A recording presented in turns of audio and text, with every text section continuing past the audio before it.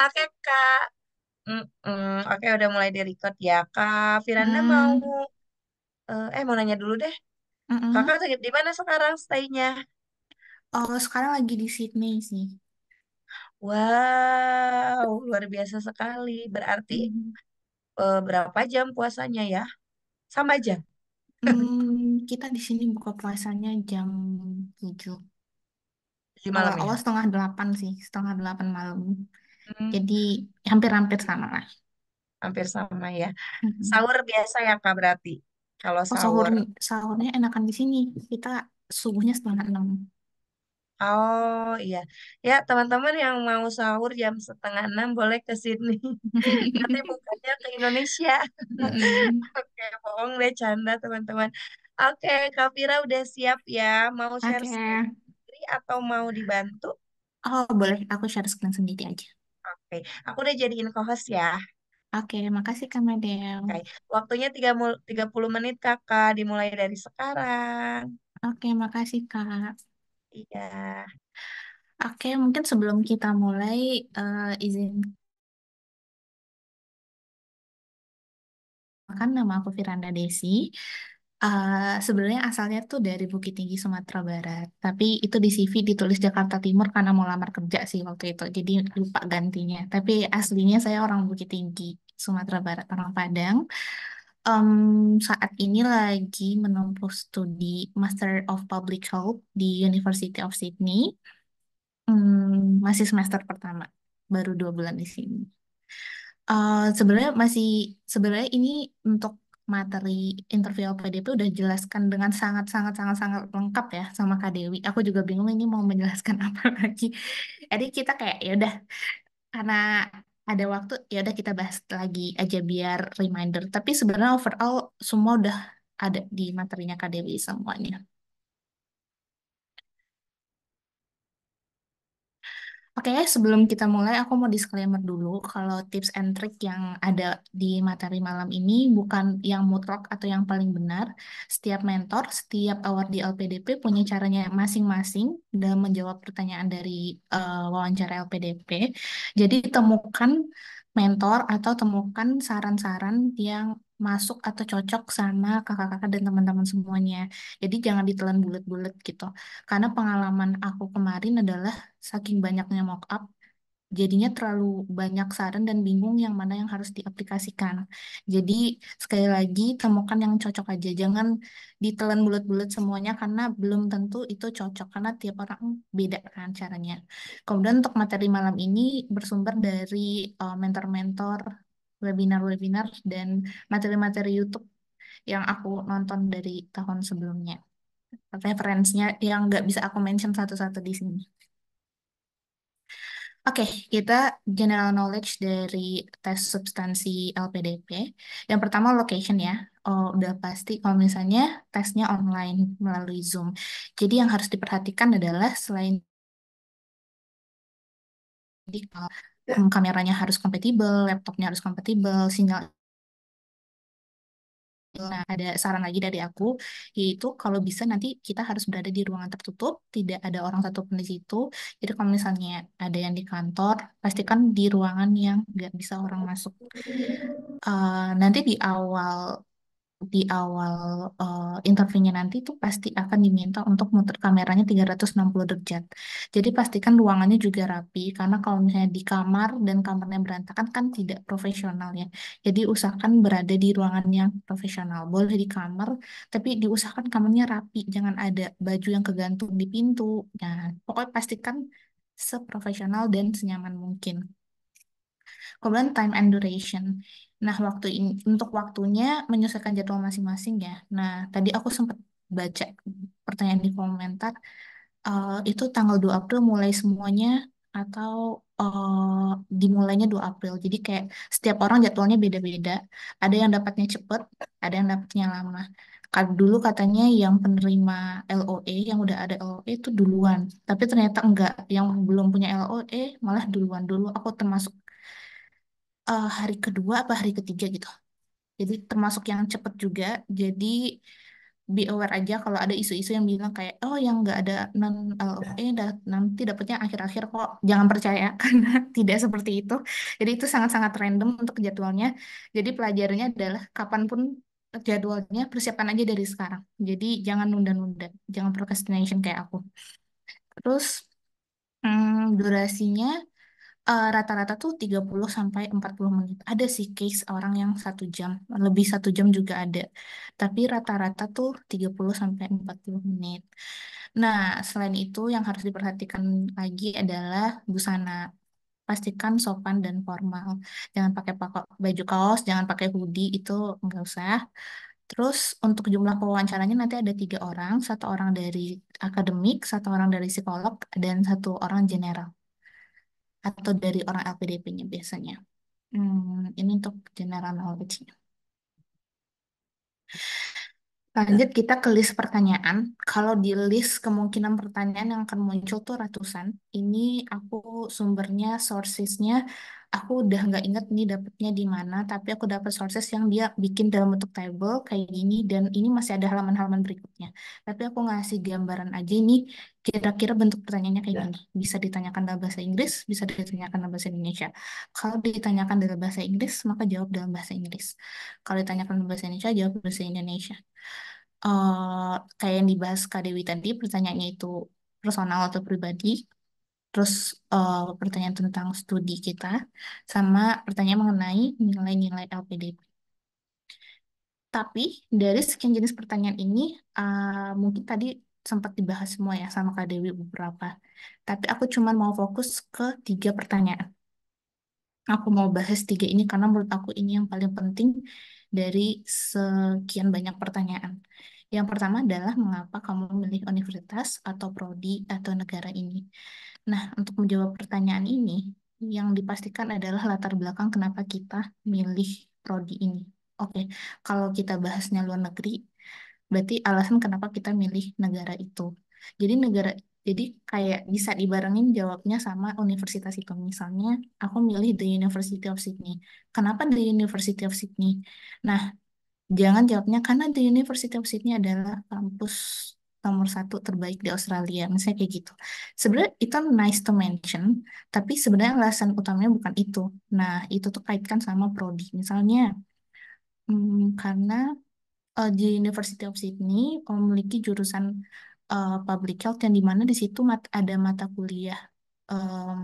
mata kuliah contohnya epidemiologi yang ternyata mata kuliah itu nggak ada di kampus lain dan cuman ada di University of Sydney. Kemudian mereka punya tim riset yang khusus membahas terkait dengan HIV. Nah, ini juga kaitkan dengan masalah yang kalian angkat di esai. Dulu aku mengangkat permasalahan HIV di Indonesia, jadi aku kaitkannya dengan di Public Health University of Sydney itu mereka punya tim riset sendiri khusus untuk membahas soal HIV kayak gitu. Jadi usahakan menjawabnya jangan sekedar oh itu nomor 1 atau kayak saya ingin mau belajar di satu karena em, fasilitasnya bagus, tapi kayak bikin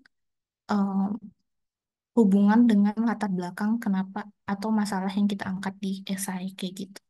Nah, harus digali sedetail mungkin sampai ke kurikulumnya harus tahu mata kuliahnya mau ngambil apa aja. Nanti itu biasanya juga ditanyain mau mata kuliahnya apa. Terus sampai ditanya, kamu pengen banget kuliah di situ? Kenal nggak sama dosen? Oh, kamu emang udah mau hubungi dosennya. Nah, kalau bisa tuh sebelum interview, kita udah ada kenalan dosen di kampus itu.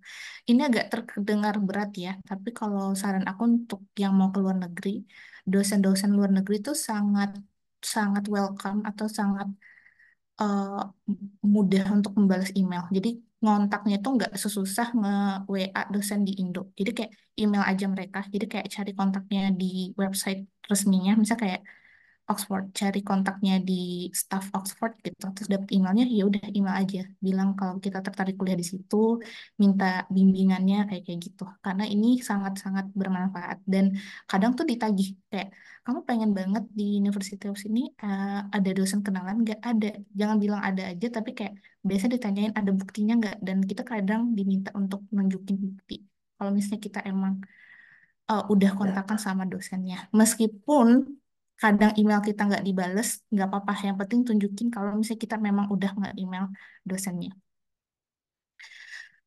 Termasuk lokasinya. Aku pernah ditanyain waktu mock up, tahu nggak University of Sydney itu posisinya di mana, di jalan apa. Nah, kadang tuh pertanyaan se-random itu. Jadi kayak prepare aja, pokoknya jadi orang yang expert dalam mengetahui universitas kita apa. Kalau bisa kayak kayak tour guide kampus sendiri lah, kayak gitu. Pokoknya cari tahu sebanyak-banyak mungkin. Ini pertanyaan yang pertama. Terus pertanyaan kedua adalah rencana kembali ke Indonesia mau ngapain atau kontribusi ke Indonesia planning 5 sampai 10 tahun ke depan. Nah, untuk menjawab pertanyaan ini, kita harus visible mungkin. Jadi jangan jawabannya normatif kayak saya ingin jadi dosen, saya ingin kerja di kementerian. Itu tuh jangan sampai selevel itu. Kayak jelaskan step gimana caranya kita bisa jadi dosen. Jangan sekedar saya mau jadi dosen terus ngajar dan menerapkan Tridharma ke perguruan tinggi. Nggak kayak gitu. Tapi kayak saya akan mencoba untuk melakukan riset di Indonesia, mengajak kerjasama dengan universitas ini, dengan dosen ini gitu. Jadi kayak diliatin jalan kita menuju ke sana tuh gimana. Jadi nggak sekedar jawab, oh saya pengen jadi ini gitu. Nggak gitu. Terus usahakan bentuk kontribusi itu menjawab dari problem atau alasan kenapa kita ingin melanjutkan studi. Misalnya, dulu aku ingin melanjutkan studi karena ingin menurunkan kasus HIV di Indonesia dan mengintegrasikan data HIV di Indonesia karena di Indonesia data HIV-nya masih belum lengkap. Nah, berarti bentuk kontribusinya nanti adalah saya ingin kembali ke Indonesia bekerja sama dengan bla bla bla dalam menurunkan kasus HIV. Jadi menjawab apa yang kita planning di awal, apa yang jadi masalah dan tujuan kita studi itu apa. Terus be visible, jangan kayak ngawur kayak saya ingin jadi presiden atau kayak hal-hal yang sekiranya nggak mungkin tercapai. Sevisible mungkin, serealistik mungkin, dan jelaskan step by stepnya. Nah, jadi itu harapannya adalah yang pengen aku tekankan di sini adalah mulai dari problem yang diangkat sampai nanti alasan tujuan. Jadi problem yang diangkat apa? Misalnya masalah lingkungan, misalnya banyaknya jumlah sampah. Nah, habis itu berarti alasan tujuan studinya adalah untuk menangani masalah itu nih misalnya. Nah, nanti bentuk kontribusinya balik lagi ke situ. Jadi kayak ada benang merahnya gitu loh, kayak gitu. Dan serealistis mungkin. Terus pertanyaan ketiga adalah mengapa kamu layak mendapatkan LPDP? Apa yang membedakan kamu dengan peserta lain? Kayaknya pertanyaan ini udah dibahas sama Kak Dewi. Tapi dari aku, inti dalam menjawab pertanyaan ini adalah be confident. Pede aja, tapi tetap humble. Kayak tunjukin kalau memang kita pantas untuk dapetin LPDP dengan cara bahas background kita. Jadi itu ada yang jawabnya mungkin kayak gini, oh saya orangnya optimis, saya suka belajar, saya suka tantangan, saya orangnya optimis dan ambisius. Ada yang jawabnya kayak gitu. Tapi orang yang suka tantangan, ambisius, dan lain-lainnya itu banyak gitu. Jadikan hal-hal kecil yang ada di diri kita tuh sebagai hal unik. Misalnya, barusan tadi ada yang mock up sama aku tuh bahas soal permasalahan kemasan plastik di Kabupaten Belitung kalau nggak salah. Nah, jadikan dia orang asli Kabupaten Belitung. Nah, jadikan dirinya sebagai orang asli Kabupaten Belitung itu menjadi hal yang unik dari dirinya. Jadi kayak saya orang Kabupaten Belitung, jadi saya sangat memahami permasalahan ini sehingga inilah yang membedakan saya dari orang-orang lainnya. Nah, hal itu bisa dijadikan pembeda dari yang lainnya. Kalau contohnya di aku dulu, aku menjawabnya kayak apa yang membedakan kamu dengan yang lain? Aku jawabnya, saya bekerja di Kementerian Kesehatan sehingga saya memiliki akses untuk menerapkan apa yang telah saya dapatkan selama studi di luar untuk diterapkan juga di Indonesia kayak gitu. Jadi bukan keunggulan ya. Jadi apa yang membedakan ini bukan keunggulan tapi kayak semacam privilege yang kalian punya gitu. Em, Jadi jelasin latar belakang. Jadi kalau bisa tuh kayak jelasin, iya hal yang membedakan saya nantinya adalah dengan saya kuliah ini dan melakukan riset ini, itu akan membuat saya berbeda dari yang lain, dari orang-orang yang belum belajar riset ini gitu. Sehingga dalam menerapkan A, B, C, D, E, saya lebih unggul kayak gitu. Jadi bukan keunggulan, tapi latar belakang atau studi tujuan nantinya gitu. Oke, jadi ini ya be confident tapi jangan sombong. Jadi kayak, iya saya kan kerja di Kementerian Keuangan, jadi saya paling paham lah kalau soal ini gitu. Jangan kayak gitu juga. Pokoknya se-humble mungkin. Ini tips and trick dari aku. Yang pertama adalah bikin list jawaban pertanyaan LPDP dan jangan ditunda-tunda. Ini kayak yang aku ceritakan di awal. Jumlah pertanyaan LPDP itu ada ratusan. Jadi kalau bisa diangsur secepat mungkin, kerjakan secepat mungkin karena dia cukup banyak. Dan kadang jawabannya itu nggak muncul langsung gitu. Kemudian yang kedua adalah mock up interview sebanyak mungkin. Nah ini tuh melatih public speaking, melatih cara kita ngejawab pertanyaan dari interviewer. Jadi kayak, tapi yang nggak perlu ditekankan adalah tiap orang itu ngasih saran tuh beda-beda. Jadi pilah-pilah banget mana yang mau ditekan. Kadang tuh ada mock up interview yang kayak bikin mental kita down. Jadi kayak dulu aku pernah mock up sama seorang yang dia terkenal banget di bidang interview LPDP ini, terkenal banget. Pokoknya antrian interviewnya tuh panjang banget. Terus aku dimaki abis-abisan. Waktu itu nggak sempat interview sih, tapi teleponan doang untuk bahas esai. Terus aku dimaki kayak, kamu itu masih banyak kurangnya. Kamu tuh kayak nggak make data. Kamu kerja di Kemenkes, tapi kamu nggak bisa ngasih data apa-apa. Pokoknya itu benar-benar bikin mental kayak sesaat aku mikir, oh aku nggak bisa nih lulus gitu. Tapi jangan biarin pemikiran-pemikiran kayak gitu yang kayak bikin mentalnya down. Karena setiap orang tuh punya perspektifnya masing-masing kayak gitu. Jadi yang tidak membangun nggak usah didengar, yang membangun didengar. Terus yang ketiga adalah istirahat hamin satu wawancara. Kalau bisa hamin satu wawancara itu istirahat, nggak usah bahas-bahas lagi, nggak usah buka-buka buku lagi, nggak usah baca-baca lagi. Ya udah istirahat se istirahatnya aja, legowo aja. Nah, terus pas wawancaranya, yang pertama adalah awali wawancara dengan sapaan dan senyuman. Harus banyak senyum karena itu bikin aura kita itu jadi positif. Jadi kayak dan kadang tuh kalau kita banyak senyum, pewawancaranya juga kayak ngajakin bercanda gitu loh. Dan satu hal yang perlu ditekankan adalah interview PDP itu jangan kaku. Jadi kayak santai aja kayak teman kita nih ngajak diskusi. Jadi kayak kayak teman kita nanya kenapa mau lanjut S2, iya nih gue gini gini gini gini gitu misal contohnya. Jadi ya se serileksnya aja, sesantainya aja, tapi jangan jangan nganggap nggak penting atau meremehkan juga. Jadi kayak jangan kaku lah pokoknya, karena kadang pewawancara itu suka bercanda gitu. Jadi kayak se apa adanya, matanya selalu lihat kamera bukan layar. Jadi jangan gak usah lihat muka interviewernya, matanya ke kamera aja gitu, fokus. Temen aku ada yang ngasih saran dia nutup layar laptopnya selama wawancara biar dia bisa lihat ke kamera aja. Karena dia takut lihat muka wawancaranya. Jadi kayak banyak ya tips and triknya, tapi se senyamannya aja. Intinya matanya lihat ke kamera, jangan kalau jawab pertanyaan tuh lihat ke genteng terus kayak jadi nah jangan kelihatan mikir kayak gitu. Jadi kayak tetap lihat kamera walaupun lagi mikir. Next, dalam menjawab pertanyaan, gunakan format 5W1H atau format STAR. Nah, ini sebenarnya cara menjawab pertanyaan ini banyak. Ada banyak metode, ada banyak format, tapi aku paling nyaman tuh sama 5W1H dan STAR.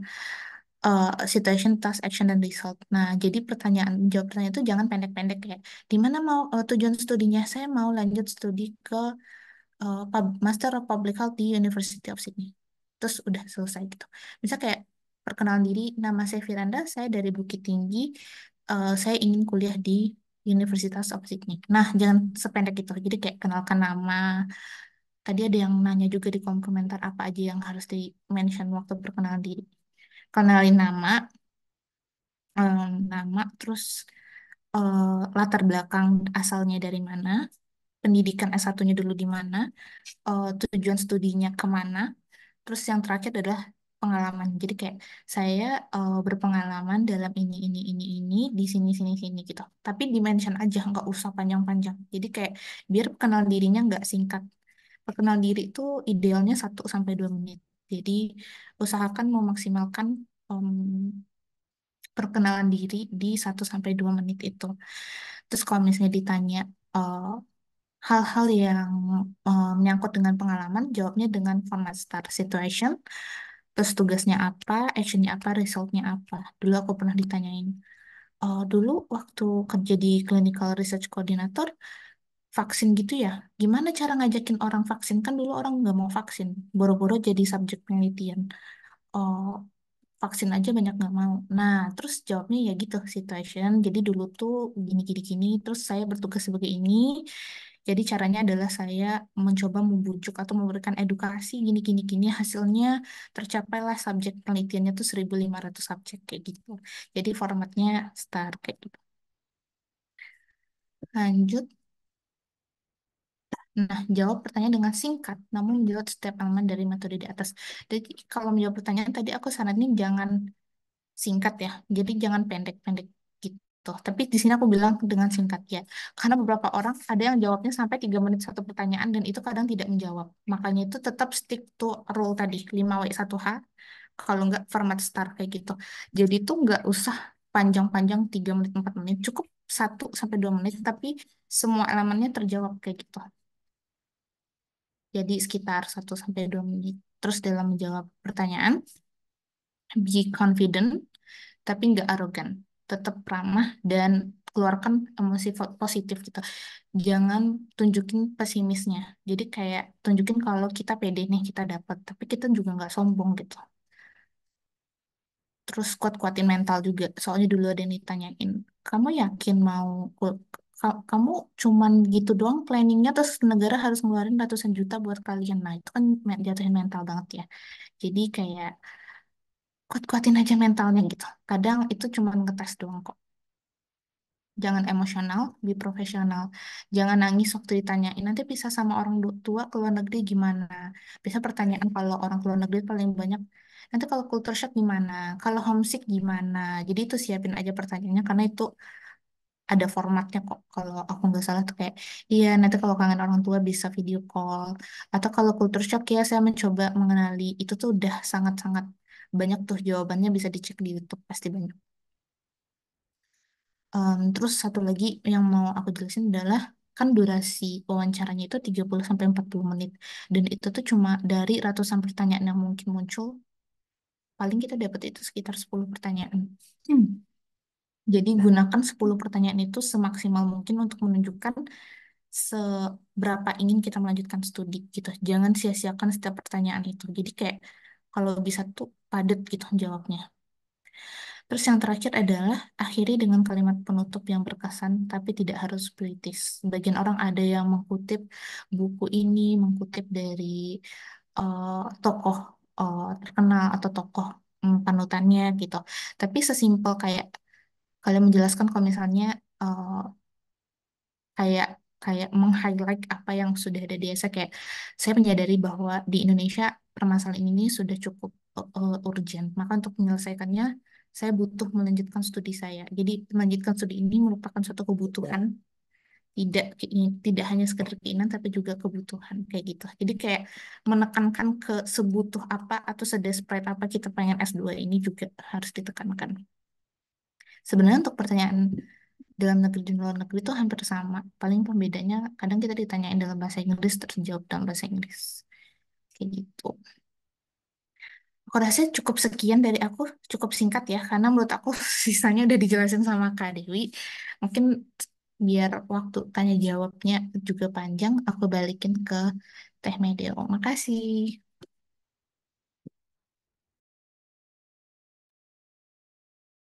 Ya, sama-sama Kak. Makasih ya Kak Vira udah mau sharing sama kita pada malam hari ini. Oke, boleh di Oke, siap. Gimana nih teman-teman? Udah ada dua narasumber yang sudah sharing sama kita. Pastinya udah muncul pertanyaan-pertanyaan dong ya. Nah, untuk teman-teman yang mau bertanya ke Kak Dewi dan Kak Vira, boleh banget eh, yang bisa on cam dan on mic-nya boleh dipersilahkan. Yang mau raise hand juga boleh. Silahkan ya. Sesi pertama, tiga penanya dulu. Ada Fikih Rahmawati, Maisarah, dan Alma Madina. Oke. Em, Tadi aku lupa ini ya untuk Yang dari Saung LPDP yang pendampingan namanya di rename nggak ada kelompoknya? Ada ya? Oke. Bisa sedikit ya? Oke. Oke, mungkin ini untuk yang dari eksternal dulu ya, Kak Vicky Rahmawati, Maisara, dan Alma Madina. Nanti setelah ini baru yang dari intern Saung LPDP. Oke, boleh Kak Vicky Rahmawati, silahkan. Baik, terima kasih Kak Medeu. Mohon maaf nggak bisa on cam karena sinyalnya agak jelek. Sebelumnya terima kasih buat Kak Dewi dan Kak Firanda. Materinya cukup membantu mencerahkan karena ada banyak kebingungan ya terkait dengan interviewnya. Jadi saya ingin bertanya yang pertama, em, kalau misalnya pada saat kita on cam udah muncul tuh 3 pewawancara. Dan biasanya akan dikonfirmasi, benarkah ini dengan Fikri Rahmawati, misalnya begitu. Dan case-nya satu pewawancara itu langsung memberikan pertanyaan. Jadi kita tidak diberikan kesempatan untuk memberikan perkenalan gitu. Nah, apakah dari menjawab pertanyaan yang pertama itu kita perkenalan dulu atau langsung menjawab pertanyaan?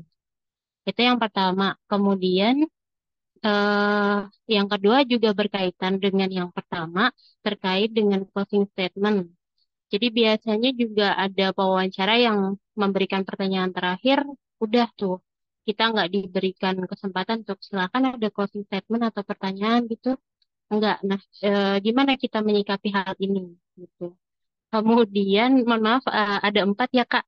Yang ketiga itu lebih baik detail atau singkat sih? Kan tadi dari Kak Firanda itu menjelaskan bahwasanya kita sebisa mungkin menjelaskan pertanyaan dari si pewawancaranya. Akan tetapi beberapa pewawancara kan nggak suka ya kalau kita terlalu bertele-tele. Bahkan saya juga pernah diberikan masukan bahwasanya kita cukup menjawab iya atau tidak apabila pertanyaannya itu apakah gitu. Nah, itu gimana? Terus yang terakhir terkait dengan pemaparan dari Kak Firanda, kita tuh harus tetap confident tapi nggak arogan. Ada tipsnya nggak sih Kak supaya kita tetap humble saat menunjukkan prestasi-prestasi kita tapi nggak terkesan sombong gitu. Mungkin dari gestur atau pemilihan diksi itu gimana? Terima kasih. Sekian. Oke, karena pertanyaannya banyak, jadi mungkin langsung dijawab ya, takutnya nanti lupa Kak. Kalau dari Kak Vicky, pertanyaan ke satu kedua tadi buat siapa? Untuk pertanyaan ke satu dan kedua mungkin boleh ke Kak Dewi. Untuk yang ketiga dan keempat boleh ke Kak Firanda. Oke, Kak Dewi, tadi Kak Vicky bertanya yang pertamanya, kan udah lupa. Oh iya, yang pertamanya apakah di dulu dari kitanya, karena kan nanti muncul ya para interviewersnya. Terus kedua dari closing statementnya, seperti itu. Boleh Kak Dewi dulu yang jawab? Oke, untuk yang pertama, apakah jika tidak diberi kesempatan untuk berkenalan, sebaiknya bagaimana, gitu kan? Kalau menurut aku, eh, kalau memang teman-teman mau untuk memperkenalkan diri terlebih dahulu, teman-teman bisa minta izin dulu ke para interviewnya. Mohon maaf, Bapak, sebelumnya perkenalkan diri saya, perkenal, memperkenankan saya untuk memperkenalkan diri saya adalah bla bla bla bla bla. Kemudian baru menjawab pertanyaan dari si interviewer. Tapi kalau memang tidak diperkenankan untuk memperkenalkan diri terlebih dahulu, ya sudah tidak apa-apa, langsung saja jawab pertanyaan dari interviewer tersebut. Karena mungkin interviewernya ingin yang langsung to the point aja gitu kan. Kemudian untuk yang closing statement jika tidak diberi kesempatan. Sebenarnya sama seperti yang saat perkenalan. Pertama kita harus wajib minta izin terlebih dahulu. Jangan sampai kita tidak diberikan izin terus kita tiba-tiba maaf Bapak saya mau menyampaikan closing statement dari saya, jangan ya, itu namanya kurang ajar kalau menurut saya ya. Jadi tetap harus minta izin terlebih dahulu, maaf Bapak apakah boleh saya menyampaikan closing statement terlebih dahulu. Nah, baru deh kalian sampaikan closing statement kalian apa-apa. Tapi kalau memang tidak diperkenankan, sekali lagi, ya sudah, tidak apa-apa. Biasanya kalau memang tidak diperkenankan, kita langsung disuruh untuk keluar dari room Zoom tersebut. Seperti itu, Kak. Apakah menjawab? Baik, sudah menjawab dari itu.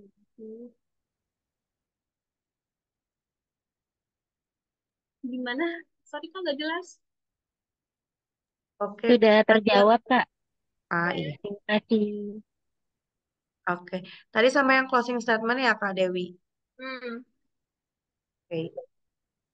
Siap, udah terjawab ya Pak Vicky.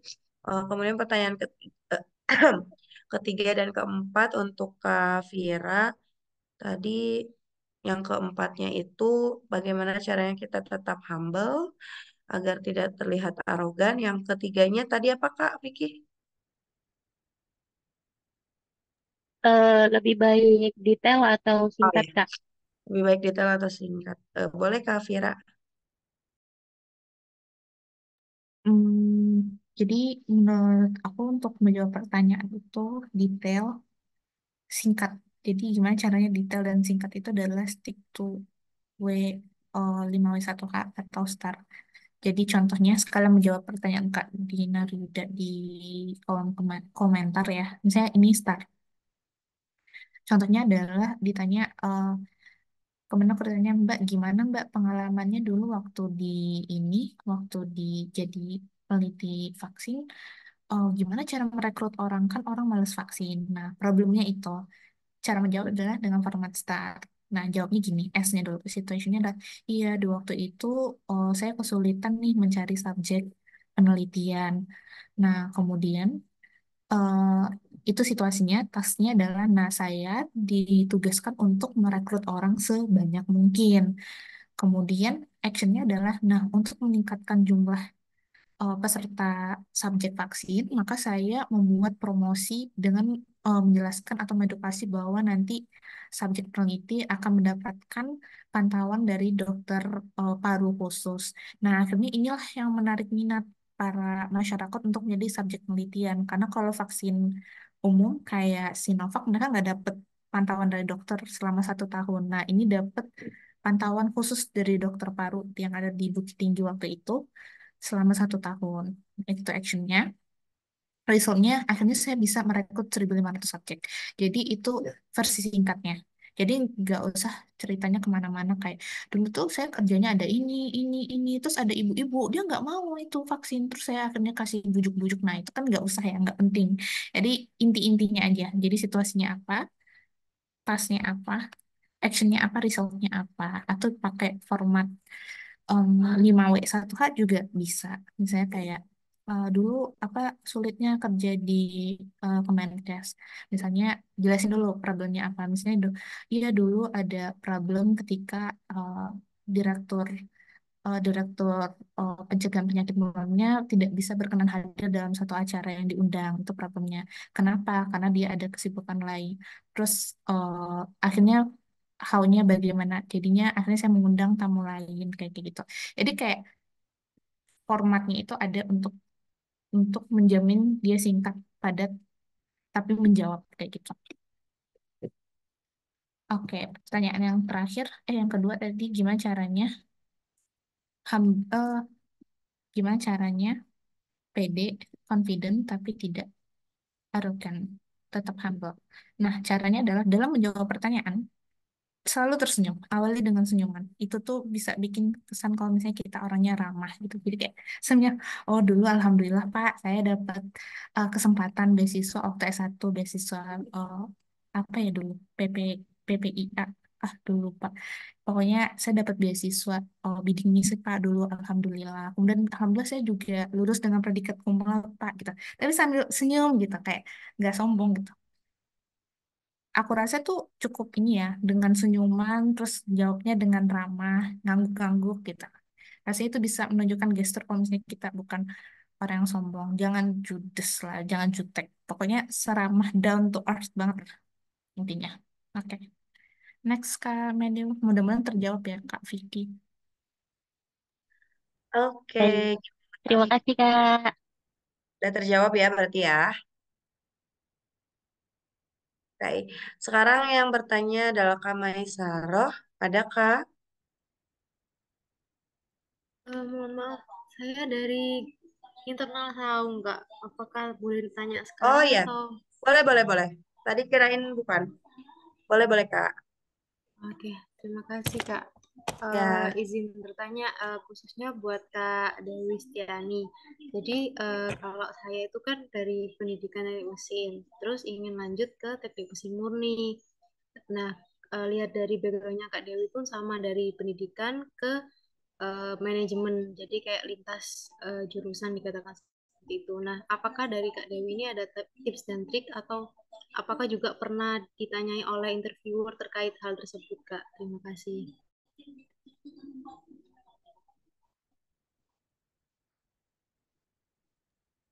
oke. Kak Dewi boleh langsung jawab ya? Oke,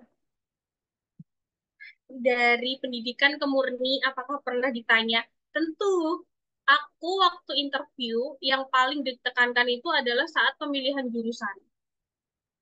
Dari pendidikan dengan background S1 aku adalah pendidikan, kemudian pengalaman kerjaku bukan di sekolah, bukan mengajar, yang notabene ada di perusahaan, kemudian aku lanjut S2-nya adalah manajemen. Sedangkan pengalaman kerjaku itu adalah akuntansi, itu tuh bener-bener ditanyakan sekali. Sampai aku tuh ditanya berkali-kali, kenapa nggak ambil jurusan ini aja? Kenapa kamu mau ambil jurusan manajemen? Nah, tipsnya dari aku adalah kamu yakin bahwa jurusan yang kamu ambil itu benar dan sesuai dengan kontribusi yang akan kamu ambil. Jangan sampai kamu goyah dengan uh, prodi yang sudah kamu pilih. Seperti itu. Seperti itu, Kak. Seperti itu sih. Menjawab? Apakah ada kayak contohnya gitu, Kak? Kayak pas waktu Kakak ditanyain hal tersebut kayak gitu. Oke. Okay. Contohnya ya dari aku. Kemarin seingatku nih pertanyaannya gini. Mbak Dewi ini kan dulu S1-nya pendidikan ekonomi, kemudian kerjanya sebagai seorang akuntan. Kenapa tiba-tiba ambil S2-nya manajemen? Gitu.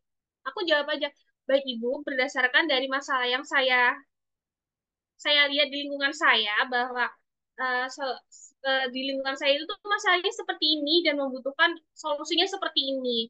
Jadi saya ambil S2 saya dengan ambil jurusan manajemen agar solusi yang ada masalah yang ada di lingkungan saya itu bisa terselesaikan gitu. Jadi fokusnya itu adalah bagaimana cara kita menyelesaikan yang kita ambil di esai seperti itu.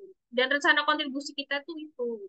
Jadi pastikan bahwa prodi yang kita ambil itu tuh tepat tepat dan akan mendukung rencana kontribusi kita ke depannya.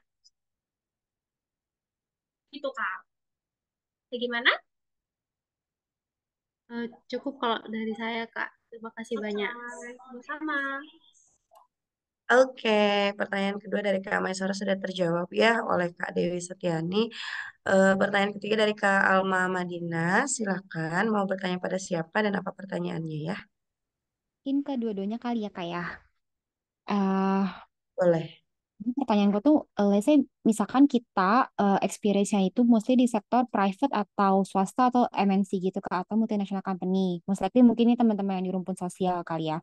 Nah, basically our contribution plan itu tuh tipikalnya indirect gitu kak. Jadi mungkin nggak setangible dengan teman-teman yang kontribusinya itu tuh di public policy sector atau mungkin yang kerja di government institution gitu. Nah, aku tuh mau nanya kak, gimana sih caranya untuk ensure atau mungkin tailor our answer kali ya ke interviewer jadi mereka tuh lebih convinced gitu Kak. Ada tipsnya nggak ya kira-kira? Oke, untuk tipsnya mau Kak Vira dulu apa Kak Dewi dulu? Silahkan. Kak Vira, sudah ada jawabannya? Oke, mungkin aku kasih contoh satu ya. Dulu itu kalau nggak salah aku dengar cerita sih ada salah satu anak kesehatan masyarakat UI juga, tapi dia nggak kerja di institusi besar atau di NGO atau di perusahaan besar, jadi dia kerjanya itu kalau nggak salah di jadi meremehkan ya. Jadi maksudnya ini bukan di kementerian atau di level swasta yang besar ya. Jadi dia tuh kerjanya tuh kayak kader gitu di daerahnya. Tapi dengan pengalaman dia sebagai kader kesehatan gitu, dia bisa tuh bring up problem apa yang ada di desanya. Gak sebenarnya itu ya, LPDP itu nggak usah skalanya besar. Bentuk kontribusi itu nggak usah skalanya besar, kecil-kecil aja. Jadi kayak misalnya problemnya itu adalah banyak ibu, oh ini kesehatan banget ya, tapi aku karena kesehatan cuma bisa ngasih contoh itu, misalnya kayak, oke kita bahas lingkungan. Misalnya banyak kasus diare pada anak-anak di daerah A karena eh, sanitasinya jelek gitu. Nah, gimana tuh cara mengatasinya? Nah, misalnya berangkat dari situ aja, meskipun nih nggak punya pengalaman sama sekali, tapi kalau bisa kita menemukan problemnya apa, terus kita menemukan alasan kita lanjut studi tuh karena kita butuh ilmu A atau dari ilmu dari mata kuliah ini untuk diterapkan untuk menyelesaikan masalah itu. Jadi kayak sejujurnya nggak harus dari institusi besar gitu-gitu sih menurut aku ya. Yang penting itu jelas problemnya apa, jelas alasan studinya apa, jelas kontribusinya apa. Kayak yang aku bilang, pokoknya ada benang merahnya dan itu menjawab.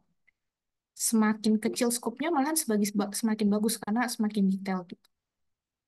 Oke, itu dari aku sih. Kak. Lanjut, mungkin dari Kak Dewi. Ya, boleh Kak Dewi. Kayak dari sektor swasta ya. Aku pun dari sektor swasta, pengalaman kerjaku pun dari swasta, bukan dari pemerintah. Kalau contoh dari aku dulu itu, aku menggunakan experience tuh bekerja di swasta itu tuh untuk mendukung kontribusiku. Jadi kontribusiku itu kan membuat sebuah yayasan dan bekerja sama dengan instansi pemerintah yang ada di daerahku. Nah, dengan pengalamanku sebagai seorang akuntan, aku tuh menggunakan experience tersebut itu tuh nantinya uh, untuk bisa mengelola dari segi keuangan yayasanku. Nah, tapi untuk menjalankan sebuah yayasan itu kan aku harus bisa memanage organisasi. Aku harus bisa memanage sumber daya manusia yang ada di yayasan tersebut. Nah, ilmu ini yang belum aku dapat dari pendidikan S1ku di pendidikan ekonomi dan juga dari pengalaman kerjaku sebagai seorang akuntan. Makanya aku butuh magister manajemen untuk bisa memanage organisasi dan sumber daya yang ada di yayasan tersebut. Seperti itu, Pak. Jadi tetap ada benang merahnya sih, dan jadikan pengalaman kamu itu tuh sebagai poin-poin positif dan poin tambahan agar kontribusi kamu itu bisa terlaksana dengan lebih matang gitu. Seperti itu sih Kak. Oke, Kak, apakah terjawab? I see. Oke, oke. Thank you so much ya Kak Firanda sama Kak Dewi atas penjelasannya. Menjawab banget kok. Thank you ya. Oke, siap. Selanjutnya sesi pertanyaan yang kedua ya, kita ada 15 menit lagi. Eh, Kalau bisa on cam dan on mic boleh banget ya. Terus kita dari Saung LPDP dulu, Kak Muhammad apa ini Irfan. Siapa lagi yang mau bertanya? Dua dari Saung, satu dari umum boleh. Kak Vita dari umum. Iya Kak, umum. Oke. Satu lagi yang dari Saung ada yang mau bertanya? Kelompok berapa? Kelompok 21 Kak. Ya, udah. Satu lagi siapa? Udah Muhammad Irfan, Vita, sama satu lagi siapa? Ada yang mau bertanya dari internal?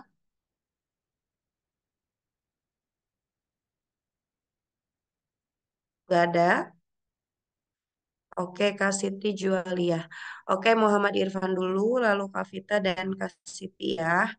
Boleh Kak Irfan, mangga mau bertanya apa kepada siapa? Ya, nuhun teh atas kesempatannya. Assalamualaikum warahmatullahi wabarakatuh. Semangat pagi, kakak-kakak Wardi. Izin tanya mungkin bisa ditujukan ke Kak Desi sama Kak Dewi. Jadi mungkin sebenarnya pertanyaannya mungkin konteksnya mungkin ke psikolog ya, atau mungkin bisa ke LPDP juga. Semisal kalau misalkan kita ditanya, jadi background aku tuh adalah kerjanya di BUMN ya, sektor telekomunikasi juga.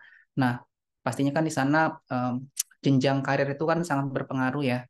Nah, apabila nanti ditanya oleh tim LPDP ataupun nanti tim psikolog, kira-kira misalkan ditanya ketika nanti di antara pilihan kita dapat promosi atau mungkin melanjutkan studi, kira-kira itu jawabannya seperti apa? Maksudnya gini, karena eh, LPDP, jadi karakter yang dicari LPDP kan termasuk leader juga ya. Jadi apabila kita mungkin dapat kesempatan untuk promo, promosi ke level yang manajemen level gitu, katakan di low management level kayak manager, kemudian kita lanjut studi itu kan bisa memberikan kontribusi juga yang efektif. Nah, maksudnya adalah bagaimana kita memberikan jawaban yang pas dan dirasa justifikasinya kuat. Apakah kita langsung kita bilang to the point aja kayak, oh saya fokus terhadap kontribusi yang ada, saya lanjutkan studi S2, atau mungkin bisa dibilang kayak eh, kayak misalkan nanti ketika diterima LPDP, nanti saya koordinasi dengan tim LPDP apabila dimungkinkan untuk misalkan di tahun ini saya bisa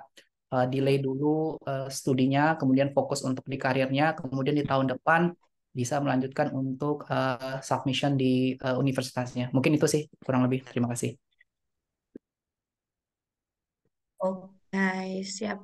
Untuk yang mau jawabnya boleh Kak Dewi, nanti baru Kak Firan. Oke, kalau ditanya apakah akan memilih naik jabatan dulu atau lanjut LPDP ya, Kak? Kak, kakak ini kan sekarang lagi daftar LPDP. Jadi sebaiknya kakak fokus ke LPDP dulu untuk sekarang. Untuk urusan nanti apakah kakak akan lanjut ke jenjang jabatan yang lebih tinggi saat sudah diterima LPDP atau tidak, itu urusan nanti. Pokoknya kalau yang sekarang ini, bagaimana kakak tuh meyakinkan LPDP kalau kakak itu tuh pantas untuk dapat LPDP. Jangan sampai jadi kesannya itu tuh LPDP tuh hanya dijadikan sebagai pilihan, Kak. Seperti itu. Jadi kalau menurutku ya tetap kakak fokus ke LPDP dulu sih. Kalau ditanya seperti itu, tetap saya akan tetap memilih untuk LPDP dan melanjutkan S2 dan kontribusi saya terlebih dahulu.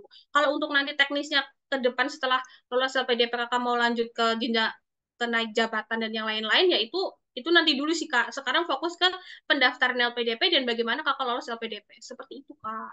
Oke, berarti kalau izin mau menambahkan juga calling question, berarti sebenarnya kayak itu tuh kayak kita goyah atau enggak sih sebenarnya gitu ya, pertanyaan-pertanyaan jebakan gitu berarti ya. Betul, itu tuh kayak jebakan Kak. Kakak tuh nanti ditanya, ini nanti akan berubah nggak nih pertanyaannya nih? Jawabannya akan berubah atau enggak nih? Seperti itu. Oke, siap. Nuhun, nuhun, makasih. Oke, Kak Fira mau nambahin Kak? Hmm, kurang lebih kayak gitu sih. Emang kalau bisa sih jawabnya ya. Tapi harapannya adalah nanti kontribusinya berhubungan sama kerjaan nggak, Kak? Iya. Nah, iya. Jadi kayak mungkin jawabnya biar lebih keren kayak, oh, mungkin saya akan melanjutkan studi saya dulu. Jadi waktu saya di promosi atau di jabatan yang itu nanti saya bentuk kontribusinya jadi lebih bagus lagi dibandingkan saya langsung mengambil jabatan itu gitu. Jadi kayak kakak juga nge-statement lebih keren lagi dong kalau LPDP dulu baru ngambil lanjut karir kayak gitu. Nuhun, nuhun, Itu Pak. aja tambahannya. Uh, Oke. Oke, makasih ya Kak Dewi dan Kak Fira. Kak Irfan juga tadi sudah terjawab ya. Selanjutnya pertanyaan dari Kak Vita. Silakan Kak. Ya, terima kasih Kak. Izin ingin langsung bertanya ke Kak Firanda ya, karena kebetulan background-nya sama, tujuannya juga sama untuk Master Public Health di Australia. Untuk pertanyaan pertama, mungkin agak sedikit personal. Saya pengen tahu nih Kak, untuk Kak Firanda, alasan kenapa Kakak mau lanjut studi itu apa ya? Apa semacam gap ilmu? Karena kan Kakak juga punya pengalaman di kementerian. Saya juga background-nya pernah nih di NGO gitu. Saya pengen lihat urgensi urgensi yang Kakak bisa tawarkan gitu ke LPDP gitu. Jadi alasan Kakak mau lanjut studi ini apa? Apa semacam gap ilmu atau memang Kakak butuh nih posisi kedepannya Kakak butuh posisi yang memang membutuhkan gelar S2 gitu. Itu pertanyaan pertama.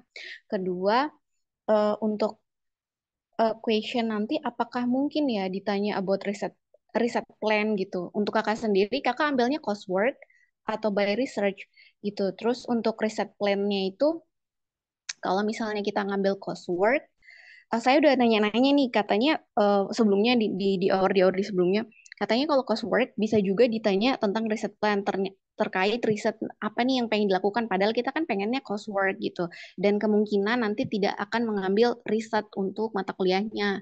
Nah, kalau kakak sendiri di University of Sydney, itu syarat kelulusannya apa ya Kak gitu? Apakah ada riset juga Kak? Atau kalau misalnya kakak tahu about UNSAW, kalau misalnya, ya misalnya, karena saya tujuannya juga ke UNSW, juga ke University of Sydney sih, tapi saya nggak tahu nih syarat kelulusannya untuk apa buat buat khususnya buat coursework, apakah ada riset gitu. Terima kasih, Kak. Oke, siap Kak. Vira, boleh dijawab ya? Oke, em, untuk pertanyaan yang pertama, alasan lanjut studi adalah gap ilmu ya, yang pasti. Waktu di Kementerian Kesehatan tuh, kan kita kerja sama NGO ya. Rata-rata kalau waktu itu aku kerjasamanya itu sama WHO, terus kerjanya under Global Fund, terus kerjasamanya under WHO sama WHO, sama UNFPA, sama UNICEF, UNICEF enggak, UNAIDS, USAID, kayak gitu. Nah, rata-rata orang yang kerja sama bareng aku tuh latar belakang pendidikannya adalah master.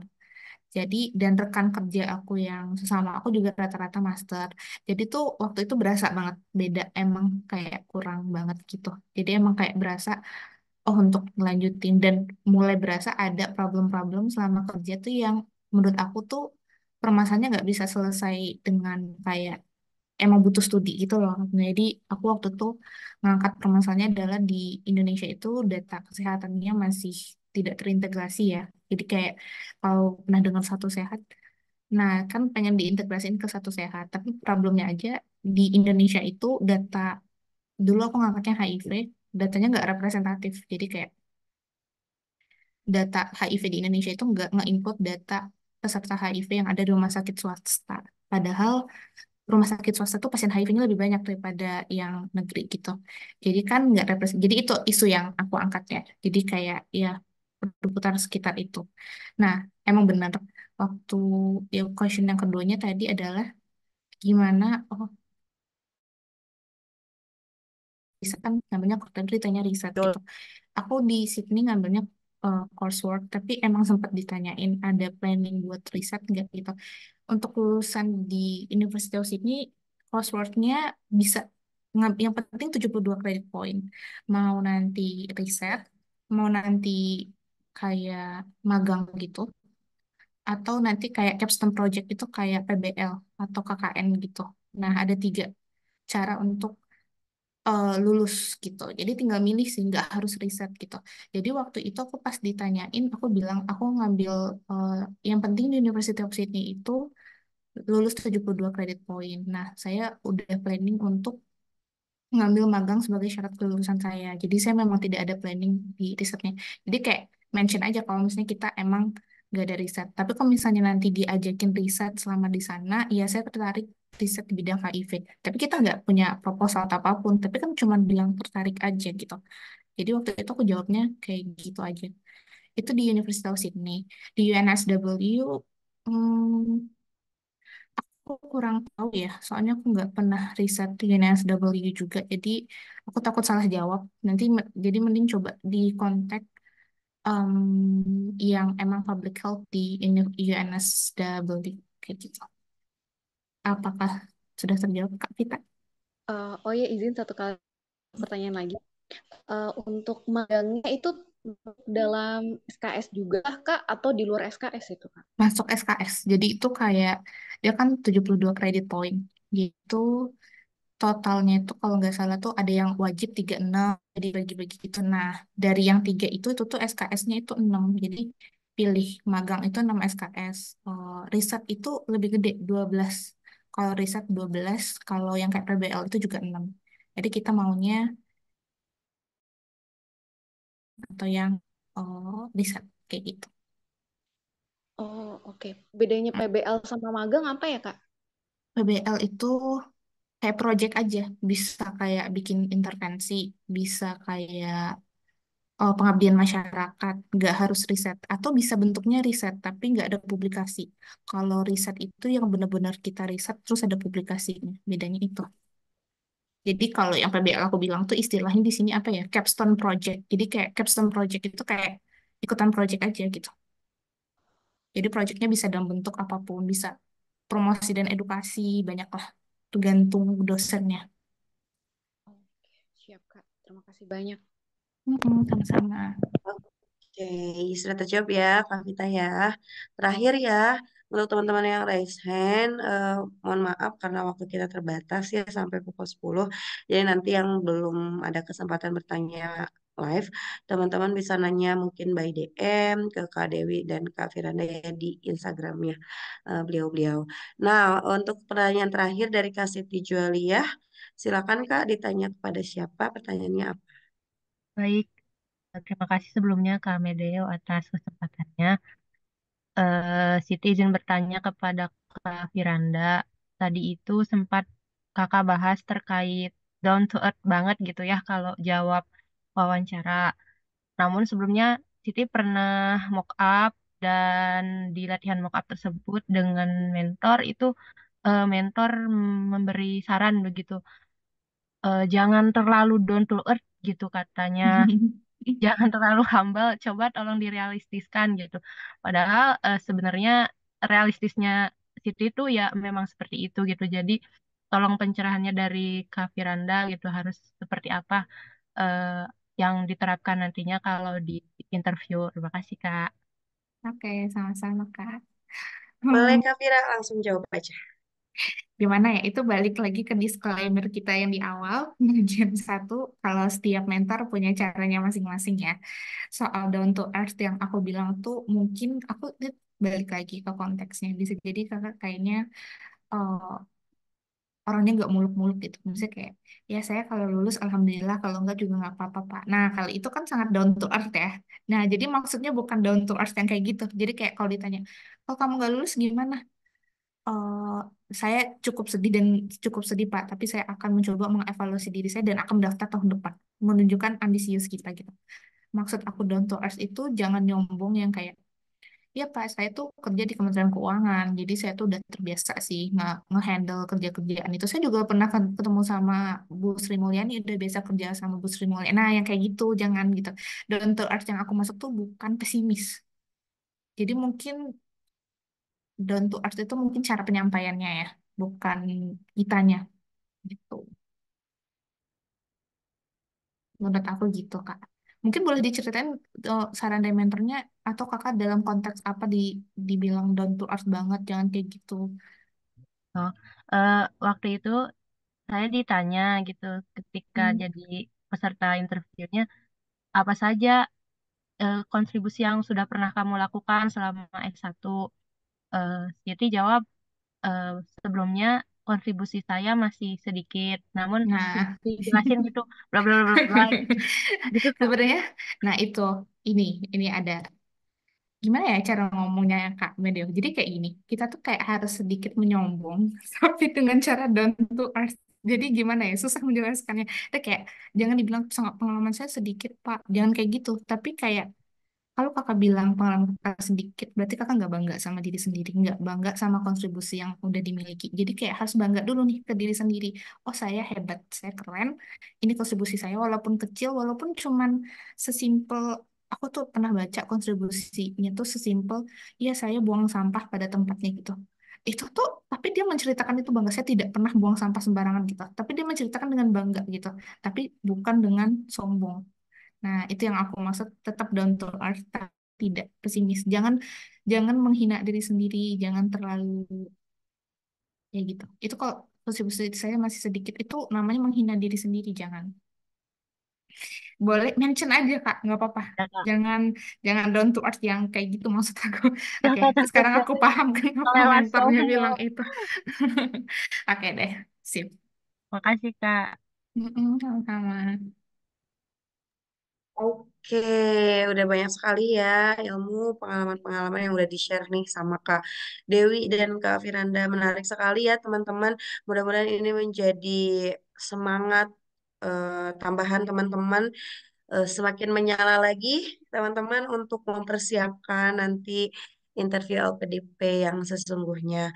Pokoknya eh, teman-teman harus bisa bersyukur sampai bisa tahap ini kan lolos. Ada satu tahap lagi nanti yang menentukan, dan itu bukan untuk ditakuti tapi untuk dihadapi. Kalau misalnya kita takut interviewersnya galak atau apa, tenang gitu karena mereka orang-orang yang berpendidikan, jadi kita berpikir positif gitu. Mereka nggak akan menikam kita, nggak akan ngapa-ngapain kita. Mereka hanya ingin tahu tentang kita dan kita bisa menyampaikannya dengan benar, dengan baik di hadapan beliau-beliau dengan menjadi diri kita sendiri ya gitu ya teman-teman. Nah, sekian sharing session pada malam hari ini terkait get ready for the LPDP interview. Teman-teman jangan dulu beranjak ya, jangan dulu live Zoom karena nanti kita akan foto biar teman-teman imut-imut dan lucunya kelihatan ya teman-teman. Oke, saya Kurnia Medeo. Mohon maaf apabila selama menjadi moderator ada salah kata, salah sikap. Mudah-mudahan teman-teman sukses dan menjadi awardee LPDP. Sekian dari saya. Saya kembalikan lagi kepada Kak Jojo. Assalamualaikum warahmatullahi wabarakatuh. Wah,